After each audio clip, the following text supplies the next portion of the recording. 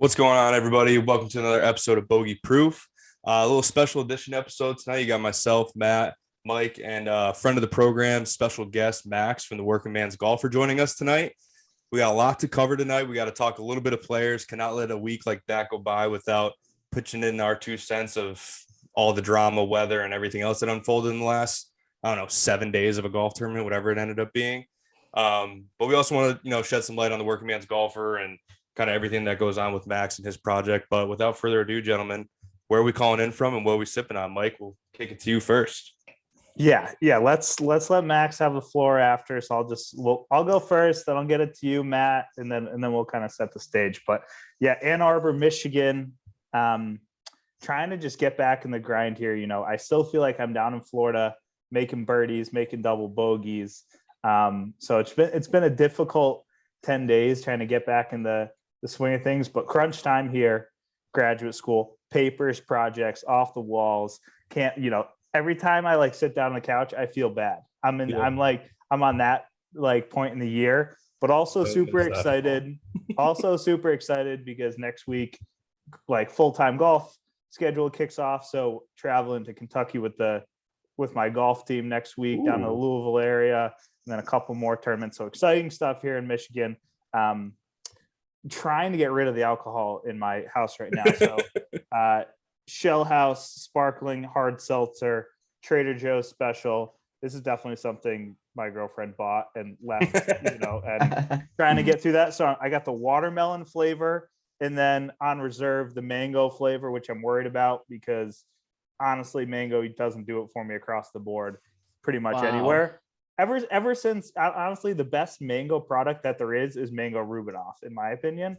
That's probably the most palatable mango refreshment there is. But Matt, where are you coming from, and what do you got there by your side? I saw you sipping on something. Rubinoff just absolutely sent shivers down my spine. But we're going a little Sam Adams cold snap. Actually matches the shirt a little bit unintentionally for those watching on the YouTube.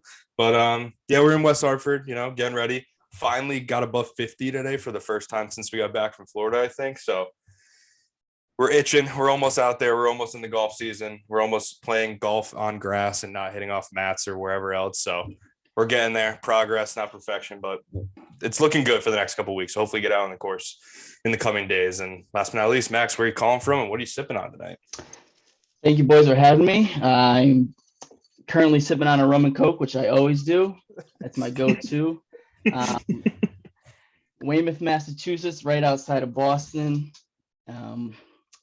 So hell yeah, love a good rum and coke. I haven't had one in a minute. So you're a weekday rum and coke type of guy, because that's that's a commitment. So everyone makes fun of me, but I do not drink beer. Seltzers once in a while. I'm strictly rum and vodka. I mean, I remember that causing some issues when we played in that scramble with Mulvey and a couple other buddies. I remember we're grabbing a bag of beers every time we see the cart lady, and then 2 rum and cokes on the side. Yep. Or I'll have a vodka lemonade on the course. Yeah, nothing wrong with that. One of the more refreshing cocktails you can have in the heat of summer in New England playing golf. Oh yeah, for sure. No, but thank you guys for having me on. I can't wait to talk some golf. Absolutely. Without further ado, let's get into the absolute nonsense that was the Players' Championship this weekend, or past week and a half, whatever you want to call it. First and foremost, Cam Smith gets it done. Makes a ugly bogey on the last to shoot 13 under and some pretty crazy conditions. Made 10 birdies on Monday finish. Man, he is just a grinder, man. I love watching him play golf. It's just not that it is relatable, but it feels more relatable when he plays golf because he kind of hits it it doesn't pop off the TV like some other guys when they hit the ball. But then when it's inside 50 yards, it's a totally different game. It's automatic up and downs, just makes it look so easy. That putter is ridiculous. Stupid. Everything he makes is in the center of the heart, dripping over the edge, walking him in all over the place. Yeah. He's super impressive. Cashed a nice big check of $3.6 million, which is bananas for a first place prize. And the Aussies having a good year. But Fontaine, to your point, that shot he hit on 17, how many times have you hit like a low leaking 9-iron 137 yards. I've hit that a million That's times in my shot. life. Like I didn't do it on 17 at Sawgrass to win, $3.3 million. But like that shot, like most PGA Tour players just like don't hit that shot, like just not in their, they just don't see a ball like kind of going normal trajectory and just like kind of ugly falling right. But like he just hits those shots and he does them as a professional, and like you said, it's not really relatable, but like we maybe are a little bit closer to that At situation. least looks familiar sometimes versus like And anytime Rory hits a ball, I'm like, I can't do that. But when he hits a ball, I'm like, I got that shot every once in a while. And it gets funky at the top too. Like Yeah. sometimes it gets a little loose at the top. That's my golf swing in a nutshell. So I appreciate that from Cam Smith. But yeah, craziness, absolute craziness. I feel like it went on, like to your point, like we were at live at the Players for 10 days. Yeah. I mean, because they start like Sunday night or like, first thing Monday morning. Yeah. So I felt like we were like had live at the Players. Quick gripe. So Eric, from Bogey Proof, he's in Michigan at a conference right now. So he flew in Sunday morning and I drove him up to East Lansing, but we watched a decent amount of golf on Sunday. On the television, it didn't say Players Championship round. It just said on like the guide, it said final round. So I went past it like 12 times. I'm trying to find thinking it was like a repeat. Yeah, I was like, or like, what is final round? Like it could have been WWE SmackDown. I don't know. Yeah. But like, but fun week for sure. And like Cam Smith, excited for him. And, I think we've been talking for a long time that we think, he's ready. He's poised for a major. We thought it was going to be the Masters. I don't know if you win the Players and the Masters, but good things this year. Max, kind of your take on Cam Smith. What have you thought from him kind of this year, and kind of just initial offerings from what happened last week? No, like Fontaine said, man, his short game, his putting. I think there was some stat he said he had 13 one putts on Monday, which is just ridiculous. Like, and no 3 putts. That's just absurd. I mean, the guy's a stud. But I don't know what he was thinking on the second shot on 18. That was bad. I don't know. Like, I think you just got to punch it out just like 50 yards and just go from there. I think that was just too big of a risk, right in the water. Almost lost him the tournament. Yeah. I was watching it like, oh shit. Yeah. It's like one of those shots where it's like unless he just wasn't aware of what his lead was at, it's like you can't hit a shot that has any chance. You can't make a swing big enough that reaches the water, right? Like even if you go backwards, like just to keep it so you're hitting 3 at the green on your next shot and whatever. Yeah. I mean, granted, he then takes his drop from 50 whatever yards and almost makes it. So whatever. I mean, kind of shoves it, but like any other wedge player that week, like I mean, that wedge shot isn't that easy. We saw Xander Schauffele spin it almost back into the water from that distance on Saturday or whatever, right? So it's like, I agree with you. Like that was just like, a lot of times I don't try to like second guess what they do because it's like they're the best in the world. They have way more information than we do sitting on our couch, right? It's like, who am I to tell him what to do? He just made $3.6 million, but like that was one of those ones that were like, why did he even try that shot? Yeah. Like, what was the best case scenario there? And I was watching all day, so I saw like multiple people in those trees on the right on 18 do the same exact thing, literally trying to punch it out, do a little too much. I've seen like 4 or 5 balls on that day go in that water. It was crazy. Unnecessary risk. And then like even to like back to like him just being a little bit more relatable, like snipes one off 16 teeth, like the easiest hole all day, like and the quickest left in the world. He sniped one on 18 earlier in the week too, really bad. Yeah, like I was like, I've seen that ball flight before. Yep, exactly. I've done that a time or two. Like quick left, and then like finds it somewhere in the woods, shoots a gap, gets it out there, and from like 220 hits it to like 20 feet, comfy 5, oh like God. Next hole, whatever, like crazy shit like that. But it was like I had no doubt he was gonna make that putt too. Yeah, exactly. His putter was just so good. All like I think he started his day with, or one of the nines, he had 8 1-putts on. I don't know if it was the start or to finish, whatever, but 8 1-putts. And it's like, what the hell? Like, that's not even real. Like, what are we doing here? But yeah, Cam Smith, like 13 under final score with probably 4 water balls throughout the week. Like, that's another thing that like this week made me realize a lot more than like normal weeks, just due to how many balls were in the water. But like, I don't think anybody went unscathed this week when it comes to the water, and like still had people like double digit under par, which like for me, like if I go through a round and I hit a ball in the water, never mind like 2 or 3 in like the course of a tournament, like probably not breaking 80 any of those days. Like also I don't have 13 1-putts in a round, so it's like pretty obvious to see where the ground needs to be made up. But like that just kind of stood out to me. Like a guy like Victor Hovland honestly probably should have won the golf tournament or been a lot closer, but he went like double bogey to like end his last 3 holes. But like he hit like I think 6 balls in the water this week and like got to 9 under like 3 different times. Like that's just like the offense there is just like off the charts when it's like the bounce back, the mental, whatever it is that they have, whether it's just like how good they are or it's like a mindset thing. I was just so impressed by that when he popped back up on Sunday. I was like, I watched him play in the wind on Saturday and he literally hit a ball in the water on 17, 18, and 1 on the front in 1 round and like shot 1 or 2 over. And then the next day hit 1 in the water on the front again or whatever. And like, it was like, I was like, he's done at the tournament. You can only hit so many balls in the water and win the Players Championship.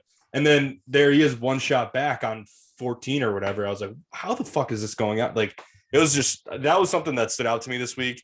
Maybe it's just because that had the most water of any course that we really see. But I was just like, how is he still like back in play here? Like I wrote him off like 7 times. He kept popping back up. Him and Kisner, I feel like they had that same thing. Kisner was in the mix for a little bit. He did well through the Saturday. He only shot like 1 or 2 over. I thought he was going to have a chance and just kind of didn't put it together on Monday. But yeah. And just to full circle on like why it finished on Monday, right? The weather. So they play Thursday for almost the full day. Thunderstorms roll in. They don't even play Friday. And they go back out Saturday with like gale force winds the entire day, like to the point of where it's like laughable, like 30 mile an hour consistently all day, gusting up to, 40, whatever it is. And like, especially with all the water, like we're talking about, like not a fun way to play golf. I mean, not that it's comparable, but me and Mikey were playing in Florida a week prior to that tournament. And we had a couple days where the wind was maybe 15, maybe 20 with a gust. And that we were like working our ass off to like hit greens and stuff at a much less challenging golf course, like it's just wind is a very hard thing to do with golf balls. And, the shot shaping and like display that Saturday brought out of some guys like Bubba, JT, obviously had pretty like special days out there, but even guys like Cam Smith, right? We're talking about these like 130 something yard 9 irons, whatever. Like that was just so fun to watch. I mean, obviously super hard. Like I can't even imagine what I would have shot at. Like, I don't know if I could finish the 17th hole. I'd run out of balls. Like, I don't, you think you could hit the green on 17? Not the first time, that's for sure. It's just like crazy. I was Fontaine. I think you break 90 on Saturday. It's very generous of you. I don't know what I do with that 18th tee shot. I tell you that. That into the wind. I'm going over at the people. I mean, I think it's different. You're not trying to win the players. You're just trying to break 90. So like probably less aggressive lines. And like you're gonna make some pars out there. You're gonna take advantage of some downwind holes. You might make you might make a birdie or two. I'm just thinking like what line, like to your point, what line do you take off 18 if 5's a good score for you, right? Like if 5's a good score, you might just like probably aiming at the hospitality. Just hit it. Just hit it like right. Just like hit it down there in a place where you have 300 in, and then hit a 3 iron like 5 feet off the ground, like, and then hit a 9 iron from 100 yards. Like you probably make a 5. Like I'm not comfy 5. You're probably not making you're definitely not making a birdie, and you're probably not making a par. But like bogey's pretty reasonable. Bogey's out there. I could get a bogey. Bogey was probably the average score that day. I think it was like 5.08 it played that day. When I remember turning on the coverage and there was like all those really good groups were like they were finishing up their round there to kind of start that that day, and it was just like double bogey, bogey, whatever. Like I remember JT, right? JT did a similar thing that Cam Smith did in the final round. Tries to hit a gap, hits a great shot, but it runs through, then hits a good wedge and like gets it up and down for bogey, or missed it. I think he made a double. But I don't know. I love kind of like the calamity that is like the draw. I think we talk about it. Like we probably won't talk about the draw again until the Open Championship. Because you never get wind and rain like this week to week on the PGA Tour. No. This is the most conditions I've ever seen on the PGA Tour since I can remember. I mean, did we even have any rain the whole West Coast swing? I don't know. I don't think so. It was beautiful out there. So I enjoy it. I mean, obviously, we wish tournament finished up on Sunday, and I think this was so extreme that 3/4 of the draw that got the bad draw, like they didn't even have a chance, right? So that's tough to see, right? Guys like Colin, not to bring up a sore subject, but your pick, Colin Morikawa. Not great.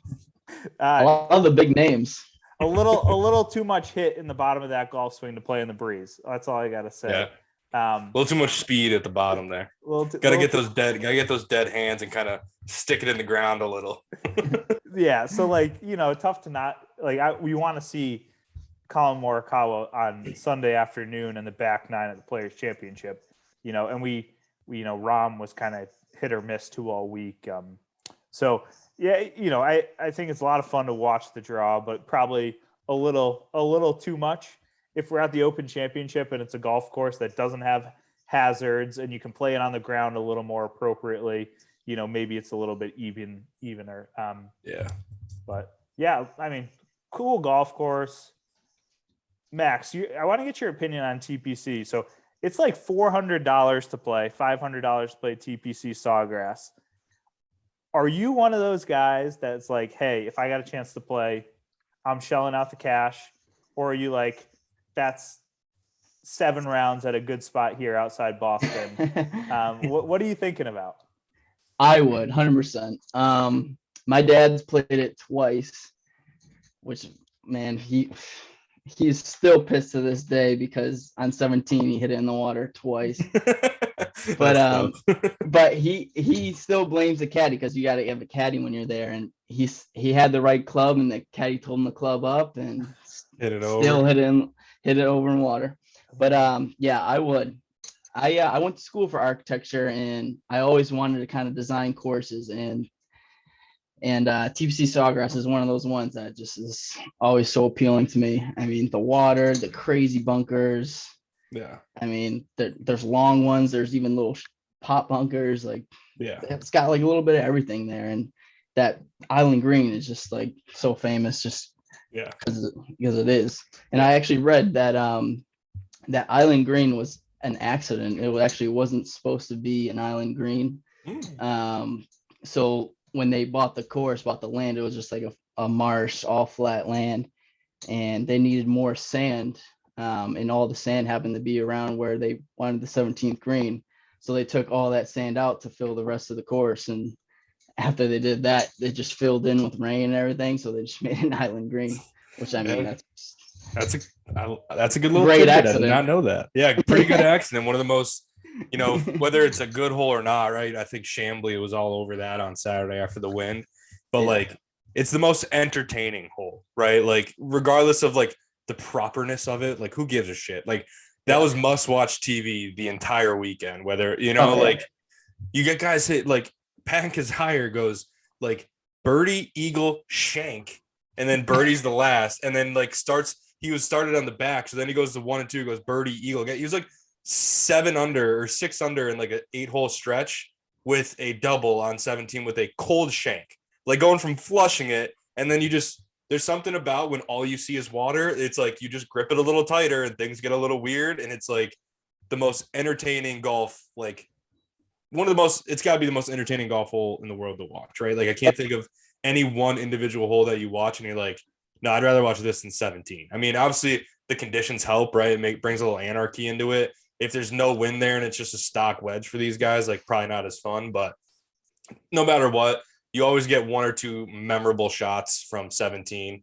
at the Players every year. This year we had a couple shanks. We had a lot of wind, a lot of spin-offs, the greens, all this Lowry. shit. And then Lowry with the ace on Monday, right? And he's going fucking nuts. Like, he bought a shit ton of beers in the clubhouse after that one. Oh God, yeah, 100%. He just wrote him a check and said, keep feeding him till this thing runs out. But he like one of the more all-time celebrations for a hole-in-one too. Like, and I believe Shane Bacon or somebody tweeted this out.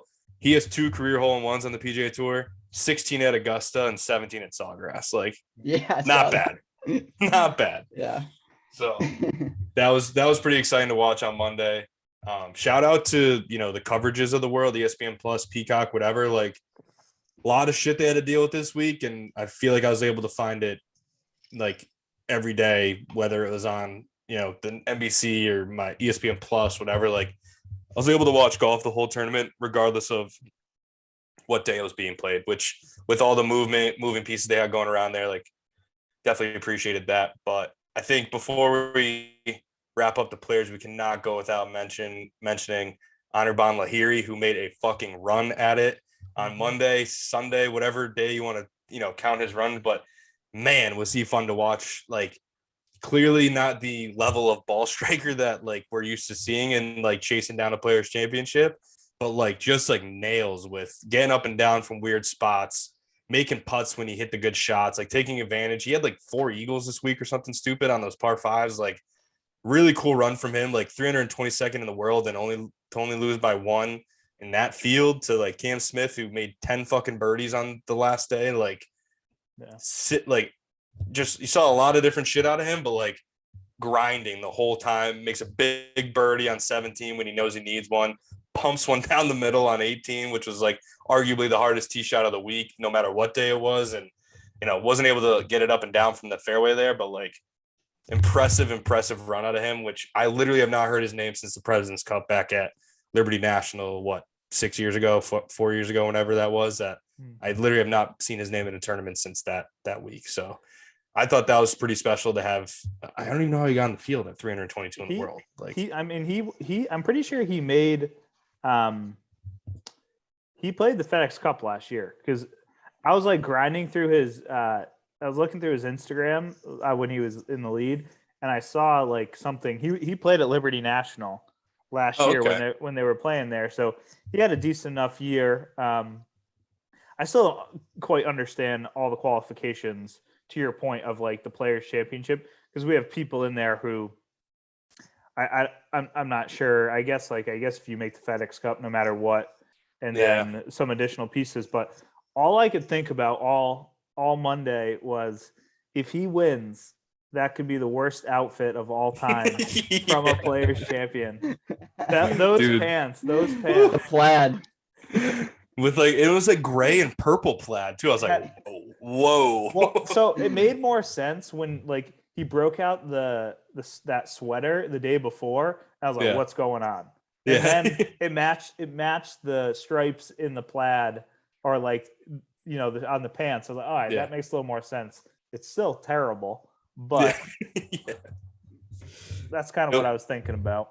It was a tough fit. I've seen better, but either way, he was pretty like brutally. They had the mics on him pretty good too, and like he was pretty candid, like, but like in a kind of very funny way of like, just like, God, another bad decision. You can't win this tournament making bad decisions. Like, you heard him talking to himself the whole time, and I was like, hell yeah. Because you hear other guys talking, like John Rahm comes to mind. I've been on his case lately, but like every time he talks, he's complaining, he's bitching. Like, this guy's just like, damn it, that was a bad decision by me. Can't be making bad decisions and win this tournament.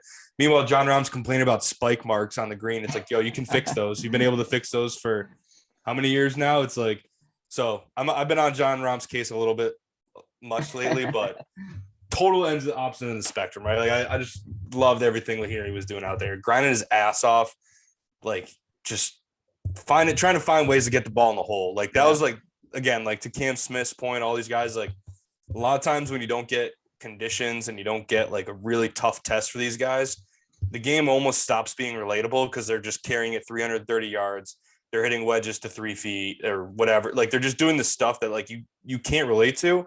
But for him, it's like he's just putting the ball in the hole like quicker than everybody else, but it doesn't look that crazy, you know? So yeah, I thought that was a pretty cool story and kind of was pulling for him down the stretch until Cam just made a quick 10 birdies. And I was like, well, that's kind of cool too. So I thought he was gonna do it when he made that birdie on 17. I was like, he's gonna do it. I was like, I thought for sure we were going to play off when he pumped that drive down 18. I was like, he's going to have 15 feet and he's not going to miss that. Like the way he was he's so pissed when he hit his second shot on 18 and it came up short. I felt bad for him. I was like, he just needed to have a chance, like a putt. You got to give yourself a putt. You can't have to grab a wedge and try to hole a wedge. You got to get on the green. Even if it's 30 feet, you got to have a putt. Yeah. Yeah. Who am I to say? He made $2.1 million this week, and that's definitely the most he's ever made. Oh, for sure. Yeah, I think it probably doubles his career earnings if we're being honest. But probably pretty close to it. But yeah. In other news, I think anything else on the players we missed? I think that was there's a lot going on, but I do have one thing that's been all over social media is the burger drop. Ooh, yeah. Good call. Yeah. That was fun to see, honestly. Like I feel like they never really like show that through social media. Like they never really show it on camera, like the interactions between the other guys you're playing with, and he was pissed. Like yeah, I do appreciate them just showing it and not like making everybody create this story and not like just showing us the footage.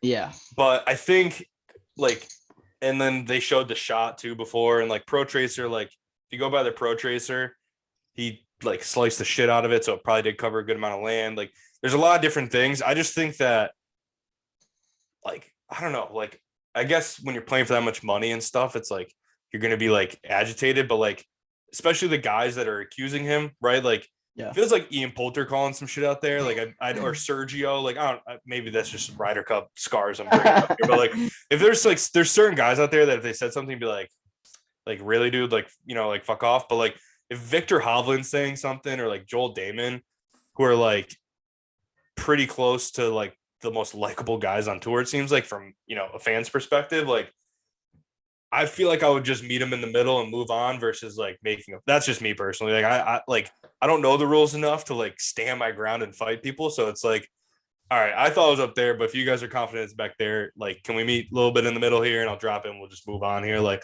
once I've already hit that ball in the water, it's like, I kind of, you know, I kind of take my foot off the gas a little anyways.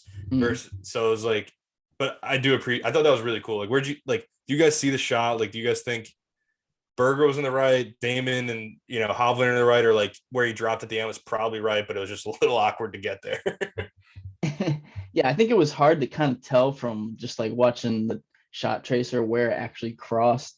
But like when you have like Hovland saying something like I feel like pretty laid back, shy guy, kind of like saying like, no, it was back there. Like, well, you kind of got to believe him. Like, I don't know, but like I was hard to tell, I would say. But I just like how like they like kind of showed it all and like kind of they just figured it out. But yeah, like I've definitely been there in like tournaments where like, again, I'm not like a huge guy on the rules, so like in college if there's any dispute, I was always like, all right, I'll play 2 balls and we'll just ask somebody else, because like I don't know, like I don't know that you would know either, like, you know, like, so it's like, let's just play 2, like we'll, you know, don't sign anything when we're done and we'll talk it out with the coaches, whatever, and they can tell me what to do and then I'll pick whatever, right? Like that was always my thing. But I do get Berger's point of like when you're like, I don't know, like when you're in competition, and especially like at that point, like he was like 3 or 4 back, and like if he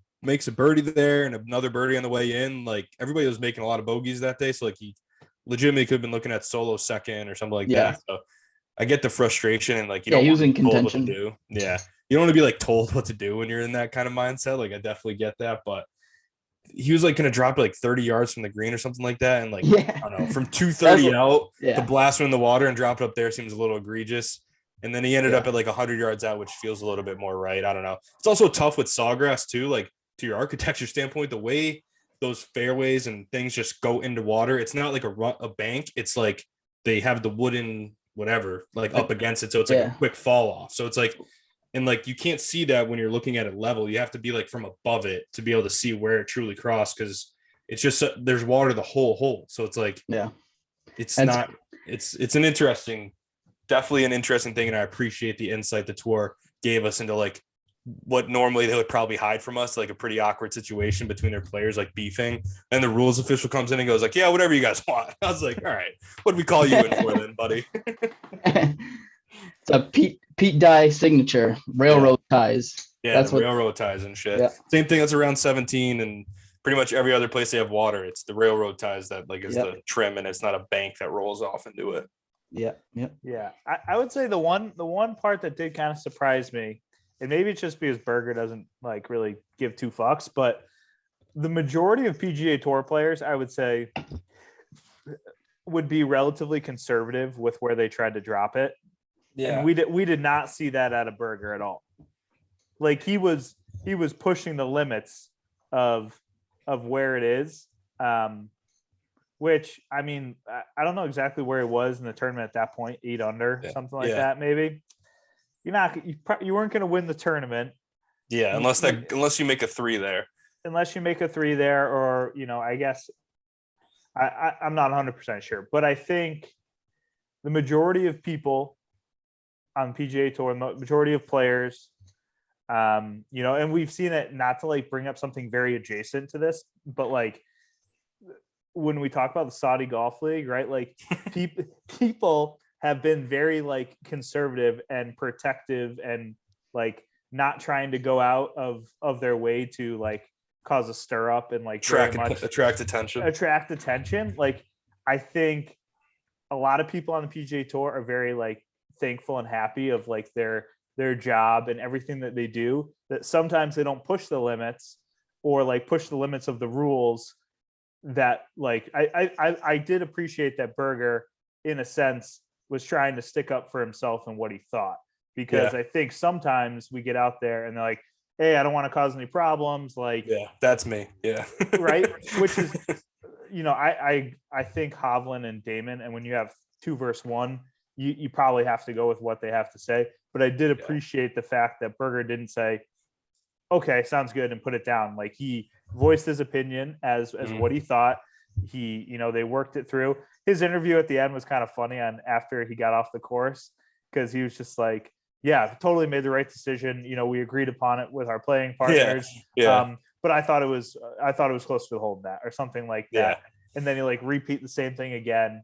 And they're like, it was kind of contentious. He's like, no, it wasn't contentious at all. Like we made the total right decision. I thought it should have been further up though. And I think that's the benefit you get of like being an hour removed of that conversation. You're like, yeah, whatever, it's not a big deal, like, but he's known for being like, stickler's not the right word, but like in getting involved in rule stuff. Like, remember the Ryder Cup with Brooks trying to get that drop when he was in like a drainage, but it was a hazard or whatever. And like he was saying his follow through would be into like an embankment basically, where he's like, it's going to be like a route. Like his ball was here. There was like a lull, and then it was like hard, like not hard, but it was just turf again. So it was like, he's going to hit the ball and then his club's going to go through nothing and right into this thing and smash. And Berger was his partner during that match. And it's like over there with the rules official, like he literally goes like, I'm not trying to be rude, but like, have you ever seen us hit a golf ball? Like we hit down through it. He's going to follow through right into that. Like gets involved. And like, there's that meme picture, whatever you want to call it, of after all the Patrick Reed nonsense he's done over the years, like Berger's playing with him at like Hilton Head one year, and Reed's taking a drop from a cart path, and you see Reed doing his thing, and then they scroll left, and Berger's standing right next to him, just staring at him like this, like, just because of the reputation. So Berger's not one, to your point, Mike. Like he's not shy about like being like, yo, I know the rules, and I'm gonna make sure we're doing this shit right. We're not just gonna be like, to your point, just like doing whatever the first person tells us, like if it's not the right drop or right whatever to do. But yeah, I did appreciate, one, like that stuff happens out there probably more than we know. So I appreciate getting some insight into that. And like, two, just like the fact that like, that's like probably how it would go most places you do it, right? It's like, hey, like I thought you're way back here. What does he think? He thinks you're back here. You're way up there. Like we got to get a little bit closer here and to be able to put this ball back in play before you just drop it like 30 yards from the green and we move on. Because they're all playing for, hundreds of thousands of dollars in each place. It's like each stroke is worth 400K at at that point. So I get it, but I thought that was pretty cool just to get that insight. And I'm sure that shit happens all the time and we just don't hear about it, or it's not with people of the name of Berger, Hovland, and Damon. So we don't really care about it as much. But yeah. Without further ado, Max, let's get into, your background, what you're doing with Working Man's Golfer, and kind of I'll let you kind of start with that. Just like kind of give us your background, how you got into golf, how golf turned into making the Working Man's Golfer and kind of running that stuff, and we'll go from there. Yeah, no. So it definitely started with my dad. We kind of had a big backyard growing up, and he was always out there kind of chipping around, doing whatever he could just to keep his game going. And I was probably about 4 years old, and we always kind of laugh about this, but it all started when he was kind of chipping in the back and he thinned one. I came right around the shed and hit me right in the head. He said that's always how my golf experience started, and that's how I got involved with golf. But yeah, quite an entry. Yeah, I know, right? But yeah, like 6 years old, I got my first set of clubs when I went to Disney, and little Mickey Mouse clubs. They're even graphite and all. Yeah. I used to just play. Like, I grew up in Connecticut, so I used to play at Goody and Hartford and Portland West. They're all like a flat, easy 9 holes. So I played there growing up, and then when I got a little older, my dad sawed off some of his old clubs, used those for a while. Then, like, I'd say around like 13, middle school age, I bought my own pair of clubs. I still remember Ping G2s. Oh yeah. But I had those for a while, all through high school, college. But I would say my biggest regret, it was not playing a lot in high school and college. I played soccer in college, and I played basketball, baseball, and soccer in high school. So I got to play during the summer, obviously in high school, but just whenever I could get out there. I know my dad would wake up at like 6 a.m. trying to get 9 holes in right before work, and I would be right there with him. Dedicated. But yeah, but Love summer was always busy with high school sports, playing like all 3 in the summer. So it was hard to get out there. Yeah, summer ball and all that shit. Exactly, yeah. And then college, I played college soccer, was really focused on that for a while. So I didn't even, Wentworth has trimesters, so I really didn't even get to golf in the summer too much. I did bring my clubs like junior, senior year to school and got some rounds in, but nothing crazy. But as soon as I got out of college, it was just a whole different ball game. I was done with soccer, done with anything else like intramural basketball, whatever it was, and I was just like, golf is the only thing right now. It's a very common transition, as Mikey and I, we've had a few different friends of the program on, and a lot of people have that story of like, I played every sport growing up, had golf going on the side, played X sport in college, which was just not golf, and the second I got out, it's like, put the golf clubs in my hand. I don't want to run another lap. I don't want to throw another baseball. I don't want to do any of that shit. Like, I want to hit golf balls, and I want to be outside. I want to be with my buddies, maybe a couple cocktails, whatever it may be. But yeah. And then COVID hit, and that's when really the Working Man really kicked off. What better else to do when COVID years at home? So yeah, you got to find ways to work on the game, right? And I think exactly. To your point, the Working Man's Golfer, that's what we all are now. We're all, none of us are playing at TPC Sawgrass anytime soon, at least not for $20 million. So we're all trying to find that balance. And, we talk about a lot on this show of being like, how do you truly like work on your game while also still having fun, right? Because that's the point of it at the competitiveness that we're at, right? Like, when you only can hit balls maybe once and play maybe twice a week, like maybe 2 and 2 if you get a good work week and you don't have much going on, you can sneak out an extra range session in there throughout the week. But I think that's a question we all ask ourselves, and it's nice to see that you're kind of putting some extra effort into it and kind of giving people your tips and tricks that you use to sharpen your own game Yeah. So honestly, during COVID, like I feel like I was like a 8 or 9 handicap for a long time. Like I couldn't just get out of that like 8 or 9. And I was like, well, I have nothing else to do. So I was just working on it. I would go to the range. I would just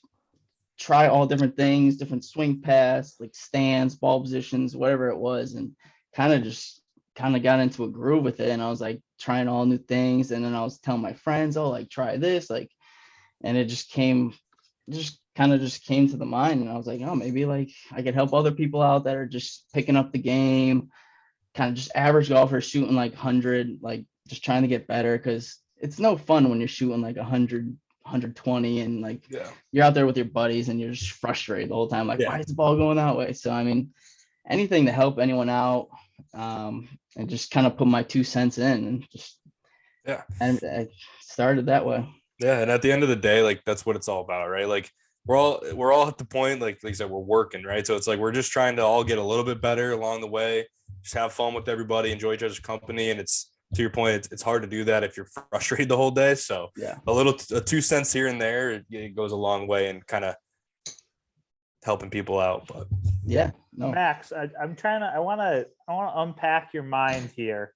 I'm trying to think of. I'm trying to give you a nickname here of someone who just, conceptualizes great golf and just makes it happen, because that's impressive. But so when you're kind of thinking about content for your page, or just thinking about overall, how to help people out, what's kind of the process, right? Like, do you have buddies or family members come to you and say, hey, like, Max, you're good at golf, like, I'm doing this, like, how do I stop that? Or is it more of a like organic, like you find something and then you try to think about like, oh, this is something that everyone could work on? And then I'm just trying to think of like, is it very pointed, or is it like broad, hey, this can help everyone? Or is it kind of a combination of both?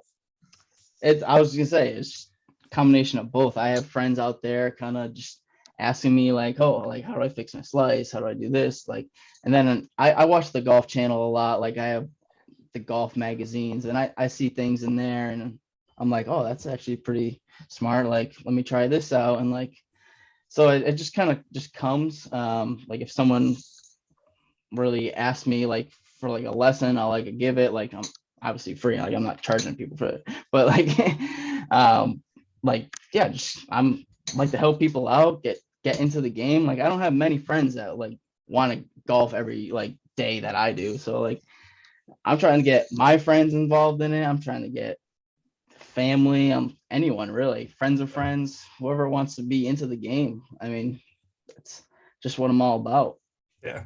And I do have to ask, have you always had the setup that you have currently with like the full swing range inside your house or garage or wherever that exactly is? Because did that start before COVID, or was that a COVID like improvisation? So me and my girlfriend bought a house. It's almost 2 years now. So as soon as we bought a house, I wasn't putting my car in that garage. I have the swing lab. Yeah, nice Amazon net, hook that up with a golf mat, and I feel like every month or so I try to make a new addition to it. I just build a screen. There you go. That's what it's all about. Like you gotta find ways, especially being in New England, like you got to find ways to like keep swinging a little bit. Or if you, especially like to your point, right, you got the golf magazines, you're watching Golf Channel, even on Instagram, right, you see so many instructional videos on Instagram, TikTok, whatever. Like you see something that you like, wait a minute, that I kind of want to try that. It sounds like it's kind of going out like what's been frustrating me, to be able to just be like, all right, I'm gonna go out in the garage for a half hour, I'll see you in a bit. Like that can go a long way versus like I feel like I find myself so many times like having a thought or watching something, seeing a video, whatever, and be like, I got to try that next time I go practice, or like, I would love to do that. And then I don't have that in my garage. So like 3 weeks go by and then I go to the range and that thought's gone. So I got nothing. It's perfect. Got to get my reps in, especially when I see something good I want to try out. Exactly. I love that. We need like a working man golfer journal. Like We need something. We need like an online like some sort of forum or like blog situation where if you see something good, we've said on this thing, not PC, but see something, say something, right? If you see a little good tidbit, you throw it up there. You see something in a magazine, you rip it out, you put it on your vision board, and then you take a picture, whatever people do nowadays. But I don't know. I'm thinking, to your point, Fontaine, like I'm a big proponent of, if you figure something out, you need to write it down, right? Yeah. And I work on it with my players all the time.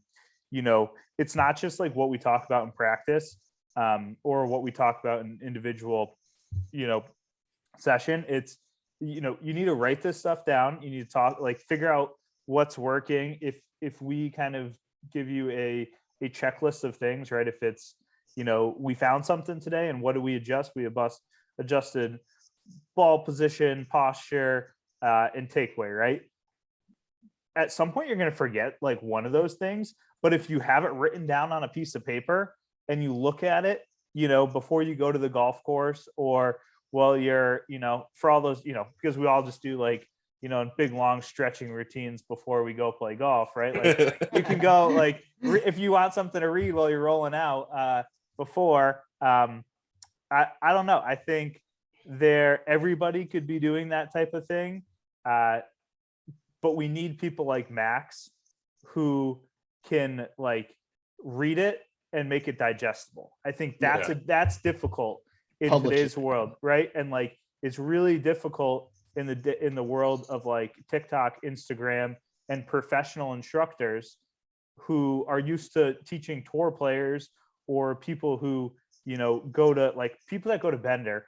They go to Mike Bender like every week, right? So like even if you're not a tour player, you speak his language. Mm-hmm. But for that guy or girl who plays golf once a month, and gets to the range 2 times in preparation for their their work scramble, like that stuff is not going to work. But making it digestible and like thinking of a couple things that everybody can work, and there's a place for that. So I appreciate what Max is doing, and I think there's not enough of that out there in the moment. So I think what we try to do here at Bogey Proof is a similar situation, but it's just you got to put a lot of time in. I know you put a lot of time into it, Max, and I think we're kind of in a place where like we want to put a lot of time into it, but we also have other things that we're interested in doing too. So like that's just the dilemma that we sit in. And the other thing too, that like Max, to your credit, I think that you do really well is like you watch the stuff on Instagram and wherever, even in the like golf channel, right? Like they're in a garage that is full of all these toys that they can like, they have a million alignment sticks. They're putting in their belt loops. They're stuffing under their arm. They're doing whatever with it. They got like the speed bag that they're hammering in. Like they have all these little trinkets. That's like, okay, like I really want to work on that, but I'm not spending $200 to go try something out, And it's like, you do a good job of like keeping it really simple with like, more like thoughts and ideas, or like you just put out like, hey, like grab a chair, I don't know, like that might not be a specific example, but like making it so it's like something that like you could do from like, you can go from your couch and be doing the drill in 20 minutes. You don't have to buy something on Amazon to go work on the game. Like, I think that's part of what makes it so digestible and so easy to like get out to the broader public versus like Mike's referring to like the people that go to get lessons weekly from whoever it may be or whatever. It's like, they're going to have access to a lot more shit than like the normal person is, or like you're saying, the average golfer that's loves it, can't figure it out though, but like is trying and like looking for an easy way to get like just so much more digestible. And it's like, hey, grab your 7-iron, like get in front of a mat and, try this movement, or like, think this thought, versus like, all right, strap these 7 tools onto your body. And like, like it's, there's something to that again, I think a lot of the TikTok golf were like, because they're all like kind of trying to sell you something, right? Like they obsess with like, okay, buy my thing, that this belt that you put on your hip that has a square on the back of it. And like, you have to turn that square all the way around. Like, it's like all this shit that it's like, I get it, but like, God, it's like, I'm not going to go spend $400 to try a new swing thought. It's just not, you gotta simplify it. Cause I mean, the average golfer isn't going to go out there, especially when they're shooting 100, 120. They're not going to just go out and buy like this huge contraption. Like they're and bring walk it to up to the range with it. Yeah, I was gonna say exactly. Like, so you gotta simplify it for them. They'll digest it better. They'll learn more from it. I'm a visual learner, so everything I have is usually just videos. So I mean, that's just how it is. I just gotta learn from the videos and try it out yourself with something that you have. So it's just so much more inviting too when there's less like toys and like tools that go along with it. Like to your point of like, okay, like maybe putting a lineman stick in my belt loop and making sure I turn and whatever. Like maybe that's what I need to work on. But I don't think I'm gonna go to the public range around here and throw that shit on my belt and like, God forbid I have a weird one where I like hit the stick and it like goes on the range. Like I'm not like subjecting myself to that embarrassment. Like I've been 5:30 on a Tuesday at Stanley's, right? Like so it's just so much more inviting to be like, all right, listen, we're gonna simplify here to your point. Just like think about this, hit it from, come from the inside of the ball, try to hit it over here, whatever it is. Like all those different options, I think is just like the best way to go about it, and just so much more inviting, more digestible for like, I mean, there's a place for the people that want to spend all that money, get all those things, like, but I don't think that's the majority of the people that are trying to get better at golf. I mean, I think that's a very select group that is in that bucket of like spending hundreds of dollars to get better and going to lessons weekly and playing 6 times a week. But that's not the group that we're after here at Bogey Proof or at the Working Man's Golfer. Exactly.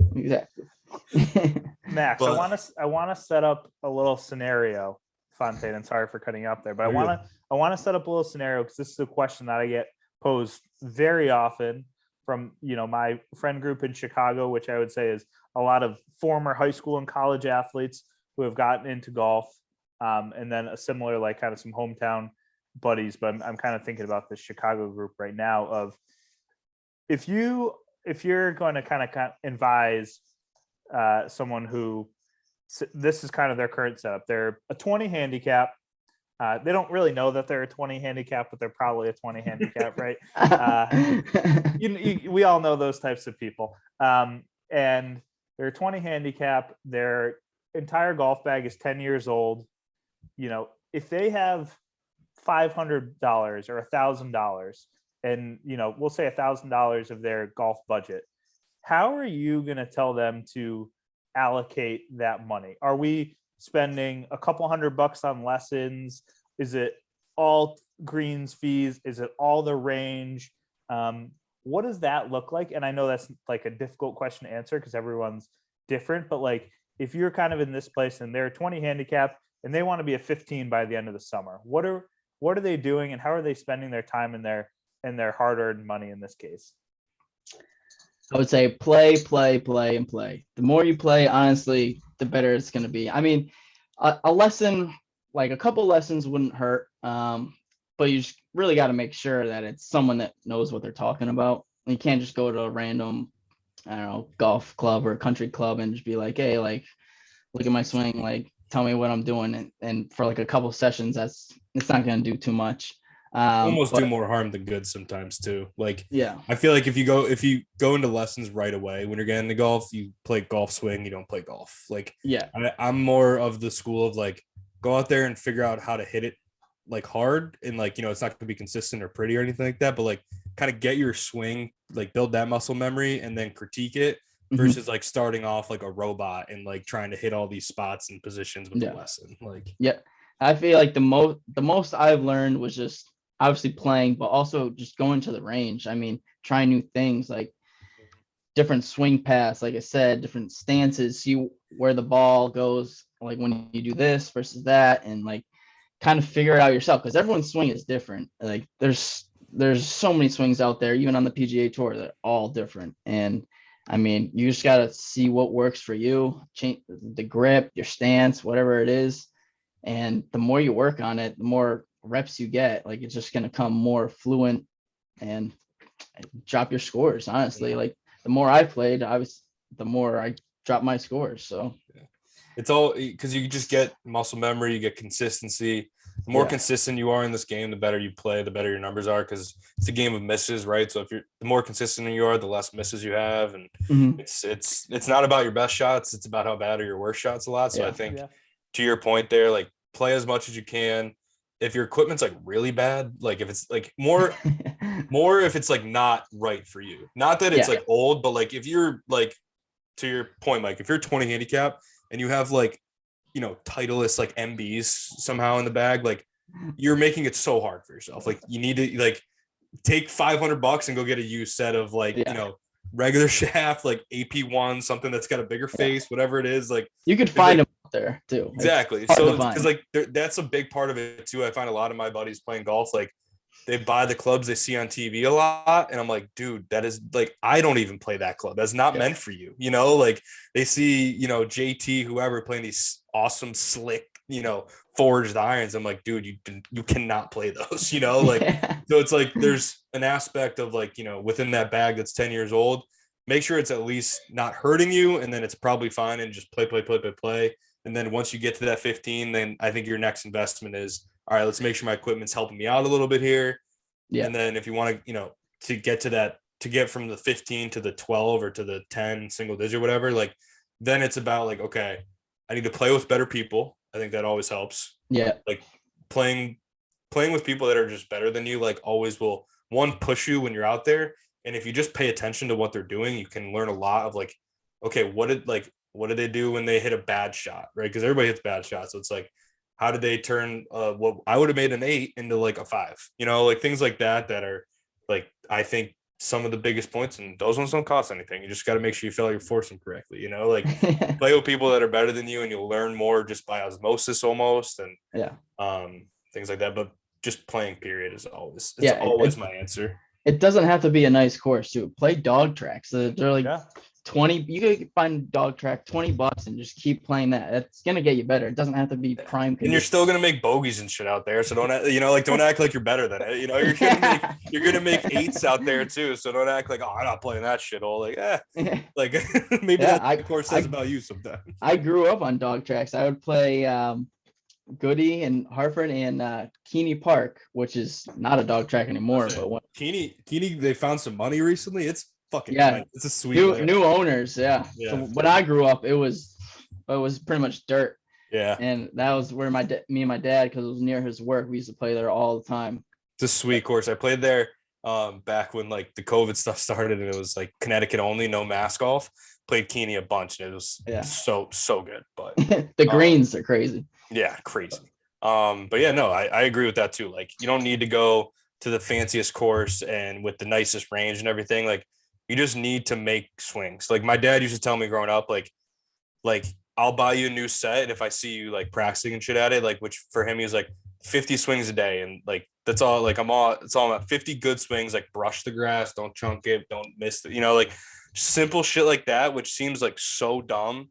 But I promise you, like it does enough muscle memory to where when you stand over the ball, your body's not like, what the fuck's going on? And like that makes a difference, Yeah.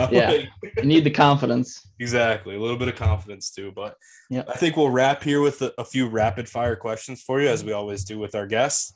Yeah. First off, and you kind of already answered this one, but just to clarify, your favorite drink when you're on the golf course?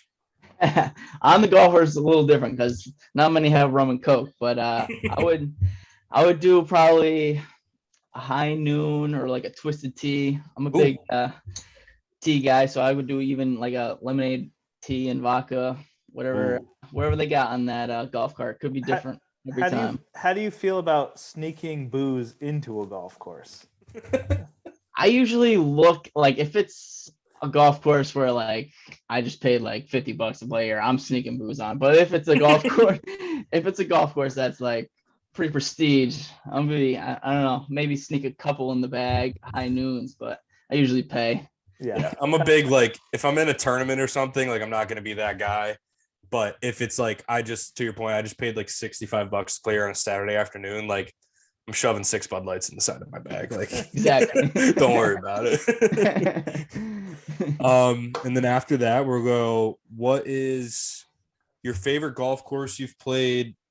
And then I'm going to kind of combine this question with like, what would be your ideal like golf trip? Okay. Favorite golf course I played. So I went to TPC Tampa recently, or probably 2 years ago, so not that recent, but I like that. I'm a big Florida guy, so I try to do a golf trip at least once a year to Florida or somewhere around there.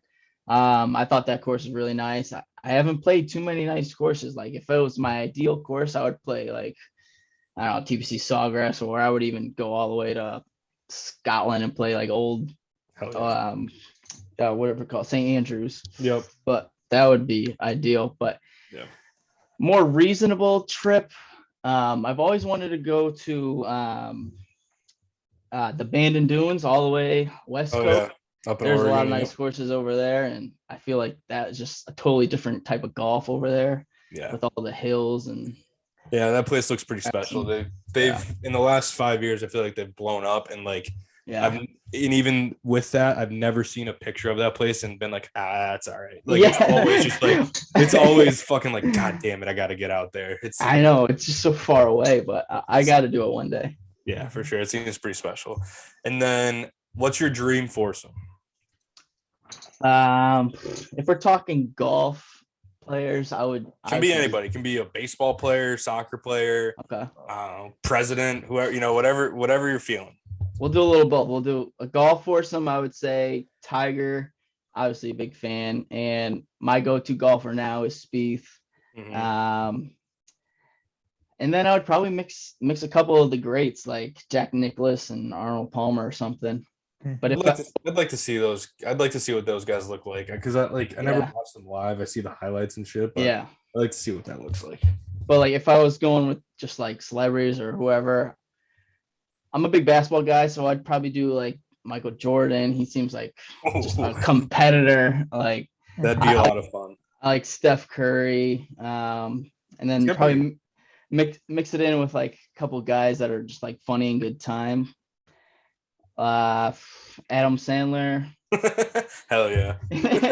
Bring it back to my favorite movie. Happy Gilmore. You better bring some cash on you playing with these guys. They're not going to let you just walk around and have fun. Yeah, no, I feel like that would be a good time. There you go.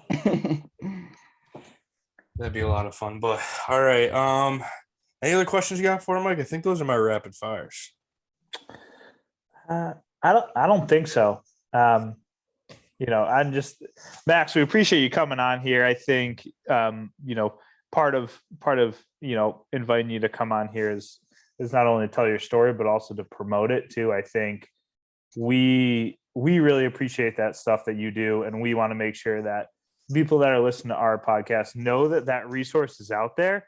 So we want to give you, we will, obviously when this goes live on all streaming platforms and we do a couple other things, we'll tag your social. But what is going on at, Working Man's Golfer? Like, what are your social handles, and like what's on the radar right now? Like what is the next, so middle of March here, what does the next 8.5 months look like?